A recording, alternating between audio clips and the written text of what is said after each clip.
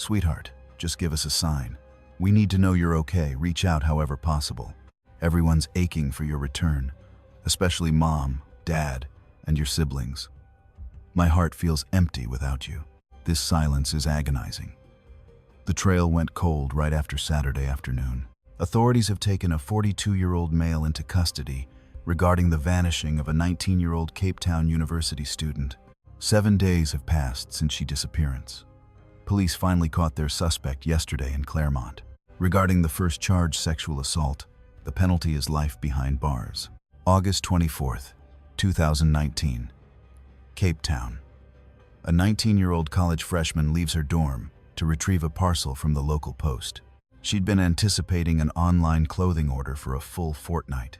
Uyinene Mrwetyana, affectionately known as Nene, arrived at the Claremont mail facility that fateful day. A sudden blackout had crippled the computer systems. An employee instructed her to return around 2 o'clock. No big deal. She had other errands to run around town anyway. At precisely 2:09 p.m., a cab pulled up right across from the mail office. Surveillance footage from a neighboring shop captured her arrival. The cabbie recalled her being perfectly composed. Everything seemed normal as she stepped inside. Tragically, it was the last time she was seen alive. Alone inside that building sat 42-year-old Luyanda Botha. This was the same clerk from earlier, the one who loitered inside long after closing hours. Saturday operations typically wrapped up at 1 in the afternoon. Yet, he lingered in silence for 60 more minutes, almost as if he were lying in wait. Once Nene entered, the exits were bolted shut. By Botha's own admission, he immediately cornered her. Driven by a dark, premeditated intent, he ignored her screams and desperate struggles, violating her then and there. She bolted for the exit, but the lock held firm. He forced her down, ignoring her pleas for mercy as his hands tightened. She wouldn't give up. In a rage, he seized a 2-kilogram iron scale weight and struck her repeatedly until she was gone. The 19-year-old's remains were then stuffed unceremoniously into the facility's heavy safe. He tried to hide his crime under a pile of bedding and personal laundry. Then he simply left. He spent that night drinking at local pubs as if his hands weren't stained with blood. Back at school, panic began to set in. Her dorm remained empty, and her phone rang into the void. Vanishing without a word was unthinkable for someone as reliable and communicative as her. A formal missing persons report was filed. Loved ones and university officials even brought in private eyes to scour the digital landscape. A desperate digital plea, "Bring Nene home," began flooding every social media platform. The entire community mobilized, hunting for even the smallest clue. Unbeknownst to everyone, the killer went back to the scene on Sunday. With no interior cameras, he felt invisible. He callously bundled her into a standard mail sack. He smooth-talked a guard into letting a vehicle onto the property, hiding his intentions in plain sight.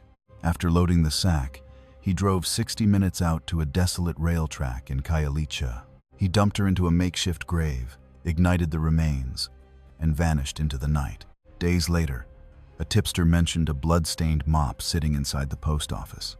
Forensics detected biological matter near the vault, matching stains found on the suspect's footwear and inside his trunk. By August 29th, handcuffs clicked shut, shifting the rescue mission into a grim homicide investigation. The scorched remains, unearthed by the tracks, were charred beyond any hope of visual identification. Detectives already held the truth, and the person who led them to that shallow grave. To grasp the full weight of this tragedy, we must rewind to where it all started. Nestled within Cape Town lies the South African suburb of Claremont. Positioned about 10 kilometers from the city's heart, it serves as a bustling commercial artery for the region. The landscape is dominated by high-end retail, eateries, and corporate complexes. It's a well-connected hub, acting as a gateway to the rest of the metropolis. It's an academic powerhouse, teeming with schools and colleges. Modern flats sit nestled among classic suburban houses. Foot traffic gets intense, particularly around the local malls and corporate towers. Top-tier urban planning makes this a seamless spot to reside or just explore. Many locals view Claremont as Cape Town's ultimate pocket for retail therapy and effortless living. Quick question for you all: where are you tuning in from today? Drop your city and current clock time below. I'm genuinely obsessed with seeing how far this story reaches, so let me know in the comments. Keep those comments coming while we dive deeper into today's mystery. 19-year-old Uyinene Mrwetyana was just starting her film studies at the University of Cape Town. Everyone simply called her Nene. She possessed a relentless drive, always striving to shatter her own personal records. Since her earliest years, she harbored massive ambitions for her life ahead. Between student government, charity work, and various athletic clubs, her campus schedule stayed packed. Her mom described her as a natural-born warrior who pushed everyone to live authentically and find their inner strength. She acted as the ultimate anchor for anyone lucky enough to be in her circle. Beyond her cinematic passions, she lived for style and global adventures, hungry to see every corner of the globe. A magnetic, bold energy radiated from her, making her seem almost invincible. Her brother, Issa, noted they were total opposites. She was the extroverted, daring soul of the family. Her presence brought instant warmth to any room, yet she always kept the family dynamic lively and unpredictable. That spark was her signature. It's what made her truly one of a kind. That specific Saturday began quite mundanely with errands, textbooks, and social hangouts. She had been checking the status of an online apparel order. Following a 14-day wait, she finally headed out from Ross Common House toward the Claremont post office to collect it. Upon arrival, she discovered a local blackout had knocked their entire digital network offline. Despite her parcel being right there, the grid failure, a common local headache, prevented them from processing the pickup. A clerk suggested she return around 2 in the afternoon once things were back up. Assuming the glitch would be fixed by then, she quietly left to finish the rest of her daily checklist. She planned to zip through her remaining tasks before catching a cab back to the office later. As dusk approached, a chilling silence set in. She missed dinner and hadn't checked in with anyone. Her phone went silent, a massive red flag for someone who never missed a beat in her busy life. Her friends didn't waste a second before sounding the alarm to the authorities. Vanishing without a word was completely out of character, hinting that something dark might have occurred. A wave of anxiety gripped the city as the official manhunt swung into high gear. Days later, a trio of private eyes joined the police force, funded by her family and the school. Digital platforms exploded with a viral campaign demanding her safe return under a dedicated hashtag. The administration vowed full cooperation with the search, while pledging to overhaul campus security protocols immediately. Patrols were doubled as a heavy sense of caution took over the university grounds. A thick, palpable tension hung over the entire student body. 24 hours turned into several agonizing days, with zero leads on the teenager's whereabouts. Police records indicate the trail went cold right around Saturday afternoon. She was last tracked heading toward the post office, while her inner circle gathered for tearful vigils. Loved ones recalled her as a kind-hearted spirit, desperately praying for her safe walk through the front door. She's an exceptionally resilient, self-reliant young woman, the kind of person who is both incredibly grounded and sincere. Her closest friends shared a hauntingly direct message for her. Just know we're turning over every stone to find you. Keep fighting, because we're not giving up. We're right behind you. Meanwhile, the family brought in more specialists to accelerate the investigation. The entire nation felt the weight of this tragedy as the search went viral across all social channels. Cape Town. Rumors circulated about a 5 p.m. sighting near a Mowbray beauty parlor. Though just a 10-minute trip from her house, that lead turned out to be a dead end. Once her city errands wrapped up, Nene made a quick pit stop back at her place. She then hailed a cab for the Claremont Mail Center, a spot nestled between a precinct and a school. Her driver recounted, leaving her curbside exactly at 2:09 that afternoon.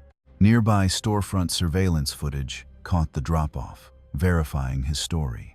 He noted her demeanor was typical, no signs of distress or unusual behavior whatsoever. Exiting the vehicle, she headed straight across the pavement toward the mailing facility. That was her final appearance on film. Internal monitors were dark, forcing detectives to interrogate the entire staff.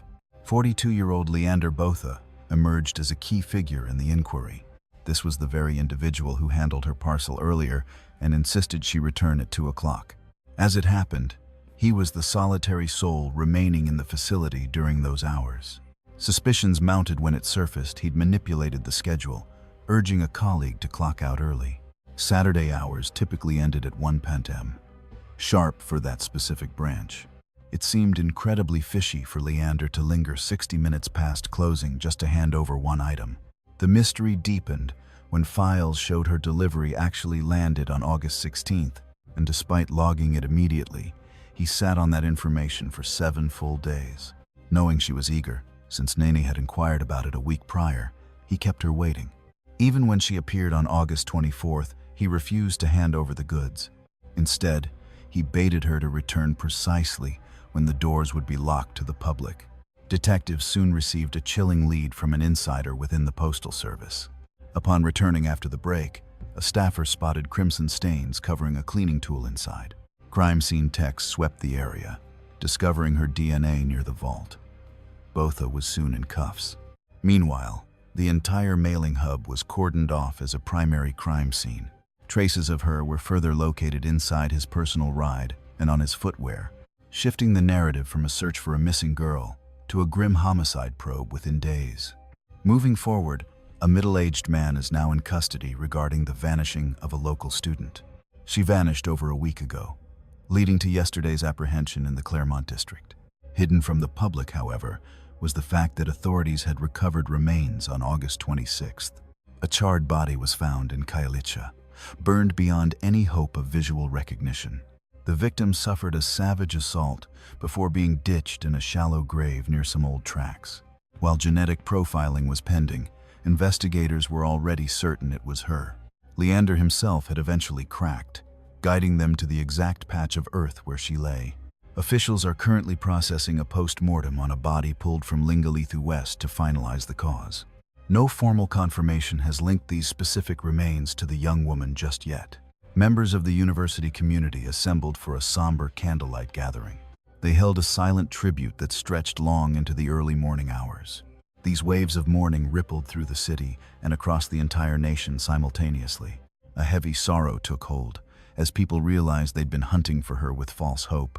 Long after she was already gone, her mother spoke of a crushing weight of remorse, haunted by the inability to shield her child.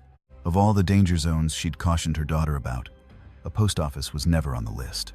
Leander's confession came quickly, revealing a meticulously orchestrated trap.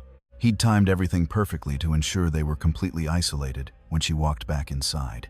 His ultimate motive was a calculated act of predatory violence. The moment she entered the vacant facility and reached for her purse, he bolted the entrance and lunged. Panicked, she shoved him back, her frantic cries for aid echoing through the halls. He assaulted her twice. She struggled with every ounce of strength, dashing toward the barred exits in a desperate bid for freedom. He then slammed her onto the tiles. Ignoring her desperate pleas for mercy, his hands tightened around her throat. By his own admission, she never stopped resisting his attack. He snatched a 2-kilogram iron scale weight and bludgeoned her until she drew her final breath. Afterward, he crammed her remains into the office vault, hiding her beneath a pile of bedding and personal laundry. He spent the evening hitting local bars, drinking as if his hands were clean, only to return 24 hours later. With it being Sunday and the building lacking cameras, he felt certain his secret was safe within those walls. He sweet-talked a patrolling guard into letting him park on the premises, manipulating his way into a perfect getaway. Stowing her remains in a canvas mailbag, he drove 60 minutes away to a desolate, overgrown railway siding. He dumped her into a makeshift grave and ignited the remains. Afterward, he promptly took his vehicle for a thorough cleaning.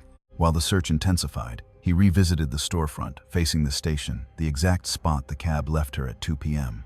He requested the weekend's surveillance tapes, spinning a lie about losing property to a thief outside the shop.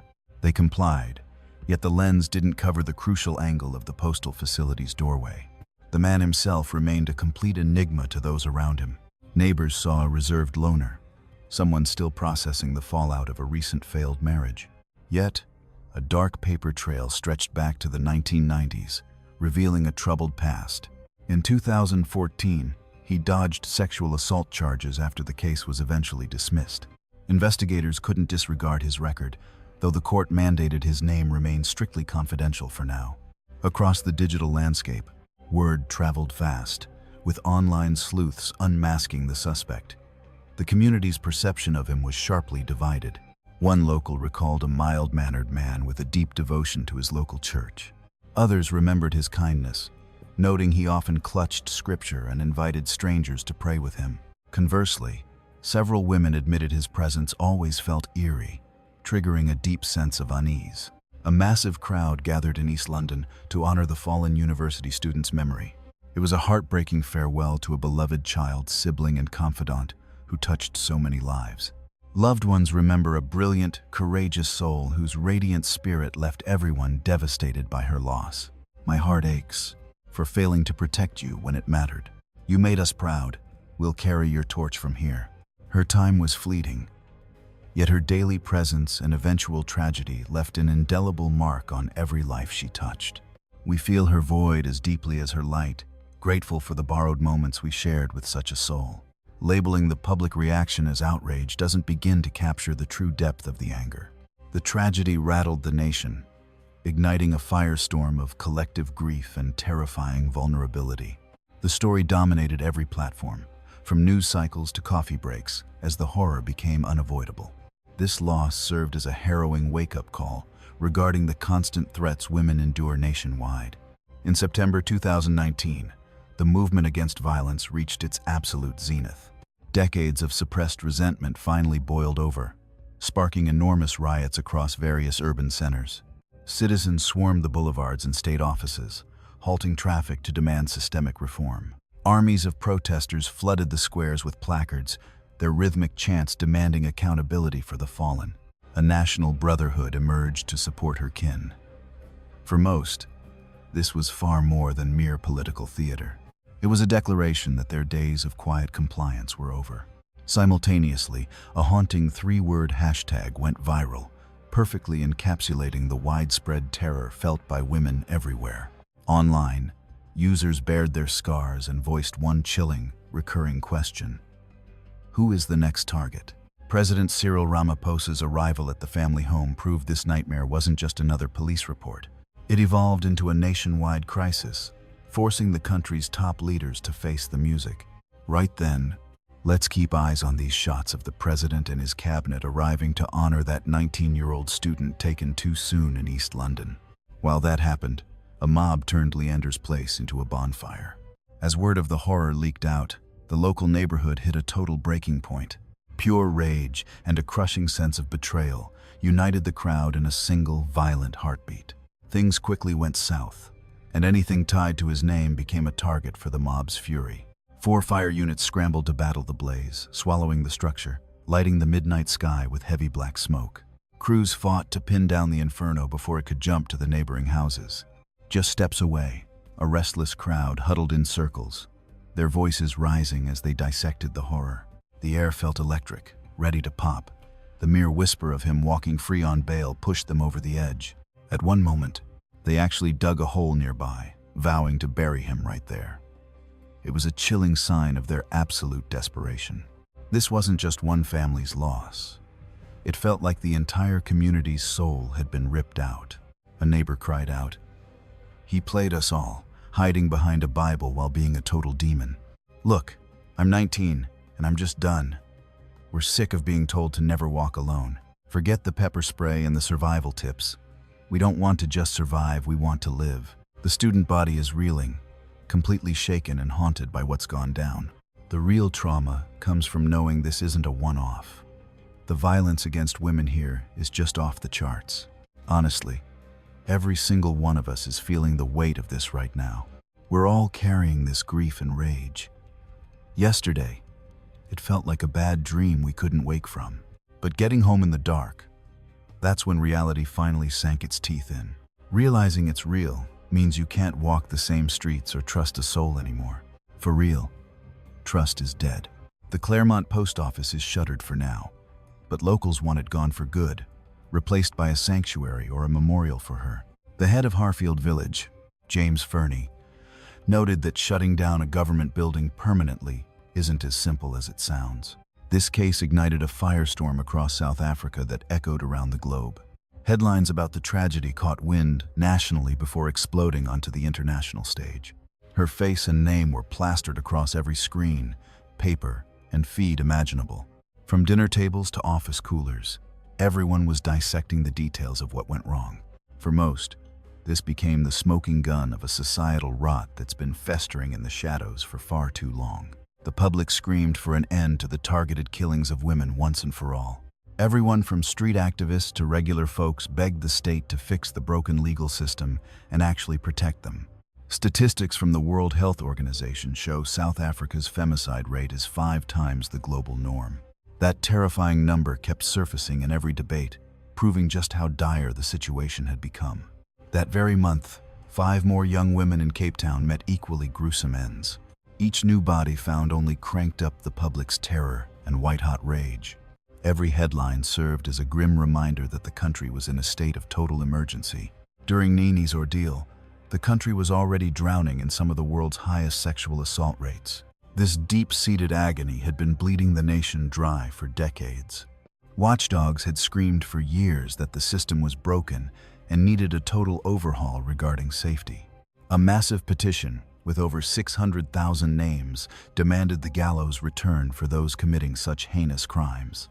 Those who signed were driven by a desperate rage, feeling the law was far too soft on those hunting women. A digital wildfire of petitions signaled the height of public rage. In the dock, Leander admitted the grim truth. He took her life and dignity. The air grew heavy. Words of guilt echoed through the chamber, addressed directly to the bench, witnessed by legal teams, and Nene's family finally reaching their long-awaited, painful resolution. Leander, were the counts read out? Yes, I had the chance to listen. He admits to all 4 atrocities. You may be seated. Procedural acknowledgments followed. The plea deal confirms your total admission of these horrific acts. Answer for the record. Your nod suggests yes? Yes, ma'am, he whispered. Understood. Do you realize that accepting this deal seals your guilt, permanently stains your record, and triggers the full agreed penalties? Indeed, ma'am. Through counsel, he confessed. I knew exactly how wicked my choices were. I own this darkness because my soul intended to violate and destroy her. For count 1, the sexual assault, the sentence is life. Count 2, another life term for rape. Count 3, the cold-blooded murder, earns another life sentence. Count 4, adds 5 years. 3 lifetimes plus 5 extra years. The court threw the book at him. A rare, crushing blow, mirroring the sheer depravity of every detail unearthed during the proceedings. After scouring every shred of evidence and hearing the harrowing testimonies, the law demanded the ultimate price for his cruelty. 3 life terms mean he likely dies in a cage. This ruling wasn't just law. It was a symbolic burial. It signaled zero tolerance for such evil and a rigid demand for total retribution. Parole remains a ghost for 25 years. He won't even smell freedom until then. Even then, a review is a slim hope, not a guarantee. The gates rarely swing open easily. His fate hinges on a complex web of behavioral audits and shifting legal shadows. For Nini's kin, the verdict was a bitter, confusing cocktail of relief and grief. Partially, justice tasted sweet, yet no judge's gavel could resurrect their stolen child. A chilling silence descended. Eyes fixed on the judge, who leaned in to speak directly to Na's broken family. He spoke to the scars they carried through years of agonizing legal delays. He looked at Nanny's kin and declared, she was a warrior who stood tall against pure malice. The crime was subhuman. While words are small comfort for a lost life, know that she fought back with everything she had until her final breath. N's uncle later noted the family found a grim satisfaction in the court's iron fist. No sentence heals the hole in our hearts, but we welcome this outcome. Mercy is not an option for Na. This was pure, calculated cruelty. The Mana family has no room in their hearts for Landa B's hollow regrets. No punishment truly balances the scales for your daughter, yet this judgment stands firm. In truth, this case proves the system can occasionally find its teeth. Just as he settled into his cell, the shadows of the past dragged him back to court. A cold case from 2014, an old attempt at violation had suddenly resurfaced. That forgotten skeleton in his closet became the new obsession for the legal hunt. What once seemed buried was unearthed. It is a haunting lesson. Some sins never truly die. New light revealed old secrets. Back then, he walked free as the case simply faded. The initial hunt stalled, leaving the truth dormant until the system finally circled back. For years, those cold allegations just gathered dust, slipping from the public's memory. Everything changed with the Nana tragedy. That national shockwave forced detectives to drag those forgotten folders back into the light. Stale reports and buried witness statements were suddenly being stripped down and scrutinized with fresh eyes. Standing before the judge again, his defense rested on a messy romantic history with an ex-lover.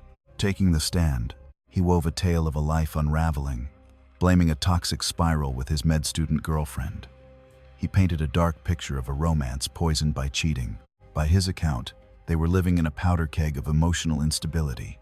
He insisted that a toxic cocktail of paranoia and bitter finger-pointing had rotted their bond. He recalled strolling onto her campus one afternoon, claiming the guards just waved him through, ignoring every safety protocol in the book. He spun it as a mundane trip, acting as if walking past security unchecked was totally standard. Finding her dorm empty, he followed the echo of a running faucet, straight into the ladies' showers. He claimed he was just chasing the sound of a spray, convinced his girlfriend was behind the curtain. Overhearing muffled chatter, he became obsessed with the idea that she was in there with someone else. That's when he made the fateful choice to barge in and confirm his suspicions. Stepping inside, he found himself staring at a face he'd never seen before. It was a total stranger, a realization that hit him instantly. The woman shrieked in terror and bolted. Her response was pure instinct, a blood-curdling cry and a desperate scramble for the exit. Those few seconds would eventually form the sinister heart of the entire legal battle. It was the victim herself, and seeing me there left her utterly paralyzed with shock. She let out a piercing scream. The sound was deafening. I recoiled in a blind panic. My mind went blank as I fled the stalls. I just tore out of that restroom. Sensing her terror, he allegedly doubled back to the stalls to explain his intrusion. He swore he just wanted to smooth things over, hoping a few quick words would erase the mistake. He maintained his motives were pure, just a man trying to justify why he was standing in a women's shower. He pictured her collapsed on the tiles, clutching a towel and sobbing uncontrollably in a scene of pure bedlam. Through his lens, she was a portrait of sheer, unadulterated dread. He described her voice cracking through the tears, a heavy atmosphere of raw fear. Yet he swore he never laid a finger on her. Under oath, he was adamant that there was zero physical contact. He dismissed the whole charge as a lie, but her side of the story told a far darker tale. Her memory of that afternoon in the stalls was infinitely more harrowing. This massive gap between their stories became the black hole at the center of the probe. She testified to a savage assault and a violation behind those curtains. It was a blitz attack that left her completely defenseless and broken. Her raw, gut-wrenching details became the bedrock of the prosecution's entire mountain of evidence. Yet, by early 2025, the gavel fell, and he walked away a free man. Following a grueling marathon in the courtroom and a deep dive into the facts, the judges ruled that the evidence just didn't meet the high bar of absolute certainty. That verdict set off a firestorm of public outrage, shifting the entire narrative. A fresh probe then dug into the mystery of how he kept his post office job despite his dark past. Suddenly, the post office's hiring secrets and lax screening were under a scorching microscope. An official from the agency admitted that during his recruitment, zero criminal vetting took place, whether he was just a temp or a permanent fixture on the payroll. Truthfully, the spokesperson confessed that they had completely skipped the vetting process. Furthermore, Leander had swore up and down that his record was clean as a whistle. He maintained the lie that he had never been in trouble with the law, ever. This deep dive uncovered a shocking secret. The agency was harboring hundreds of other staff members with criminal pasts. The revelation sent shockwaves through the system, exposing the dark gaps in how government hires are vetted. Meanwhile, justice officials just dropped 3 massive legal bombs designed to lock away South Africa's worst for much longer. These moves aren't just paperwork. They're a desperate attempt to patch the holes in national security. Hidden within the piles of red tape lies a radical shift in how we punish those who prey on the weak. Filing for protection just got easier, while the shadows hiding sex offenders are being stripped away by a growing national registry. The president boasted 5,000 new badges last year, with 7,000 more recruits currently swearing their oaths.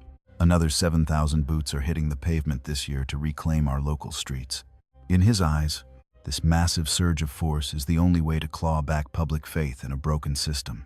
After the horror that paralyzed the nation, an angry public is obsessionally demanding a total overhaul.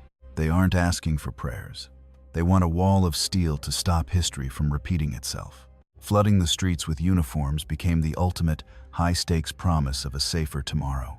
Na's presence left a mark so deep it felt almost haunting to those she touched. Whether you shared a meal with her or just saw her face haunting the evening news, you felt it. To her inner circle, she was pure light. To the rest of the world, she became a tragic mystery. Everyone followed. Her name started echoing through every broadcast, turning from a whisper in activist circles to a national obsession. Her ghost now belongs to the whole country. A legacy was born from the ashes in the form of a scholarship and a charity.